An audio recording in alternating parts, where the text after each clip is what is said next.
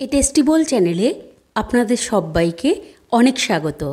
আজ আমি আপনাদের সাথে শেয়ার করব বিট ভাজার রেসিপি। একবার আপনারা এইভাবে বিট ভাজা করে দেখুন। যারা পছন্দ করেন না তাদেরও কিন্তু বেশ লাগবে। তো চলুন বন্ধুরা, রেসিপিটি আমরা শুরু করি। প্রথমেই এখানে আমি বিটগুলিকে এরকম সরু সরু করে কেটে নেব। আপনারাও কিন্তু ঠিক এইভাবেই সরু সরু করে বিটগুলোকে কেটে নেবেন। এবার আমি গ্যাসে কড়াই বসিয়ে দেব। কড়াই যখন গরম হয়ে আসবে, এবার আমি এখানে সর্ষের তেল দিয়ে দেব। তেল গরম হয়ে গেলে প্রথমেই এখানে আমি কাঁচা বাদাম তেলে দিয়ে ভাজতে থাকবো।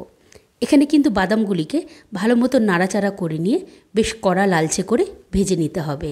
দেখুন বন্ধুরা, বাদাম যখন ঠিক এরকম লালচে ভাব হয়ে যাবে, এবার আমি এই সমস্ত বাদামগুলিকে তেল থেকে তুলে নেব। এবার বাদাম তেল থেকে তোলা হয়ে গেলে এবার আমি এই তেলের মধ্যে ফোড়ন দিয়ে দেব।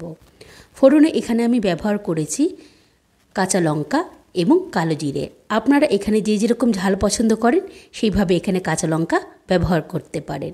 এবার আমি এই তেলের মধ্যে খুবই অল্প পরিমাণে একটু হিং দিয়ে দেব। এবার যখন হিং থেকে একটা সুন্দর গন্ধ বার হবে, এবার আমি এই তেলের মধ্যে আগের থেকে কেটে রাখা যে বিট, সেই বিটগুলি দিয়ে দেব। বিটগুলি দেওয়া হয়ে গেলে এবার আমি তেলের মধ্যে ভালো মতন বিটগুলিকে নাড়াচাড়া করে নেব। এবার আমি ভালো মতন বিটগুলিকে নাড়াচাড়া করা হয়ে গেলে এই অবস্থায় আমি কিছুক্ষণ বিটগুলিকে হতে দেব। আপনারা চাইলে এখানে কিন্তু ঢেকেও দিতে পারেন। এবার আমি এই বিটের মধ্যে পরিমাণ অনুযায়ী লবণ দিয়ে দেব। লবণ দিয়ে আমি ভালো মতন এই বিট লবণের সাথে মিশিয়ে নেব। এই পর্যায়ে দেখবেন এই বিট থেকে কিন্তু জল ছাড়তে আরম্ভ করবে। এই সময় আপনারা একটু বিটটাকে হতে দেবেন। এবার যখন বিট এরকম নরম হয়ে আসবে, এবার আমি এখানে পরিমাণ অনুযায়ী হলুদের গুঁড়ো দিয়ে দেব। এবার আমি বিট ভালো মতো নাড়াচাড়া করে নিয়ে হলুদের গুঁড়ো বিটের সাথে মিশিয়ে নেব।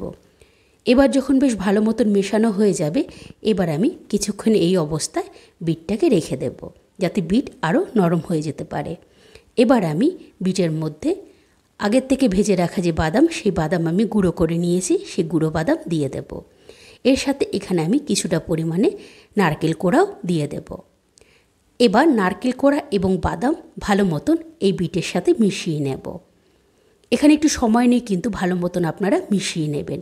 মেশানো হয়ে গেলে এই অবস্থায় বিটটি আমি আবারও কিছুক্ষণ একটু হতে দেব। দেখুন বন্ধুরা, কি সুন্দরভাবে কিন্তু বিট একদম সেদ্ধ হয়ে নরম হয়ে গেছে।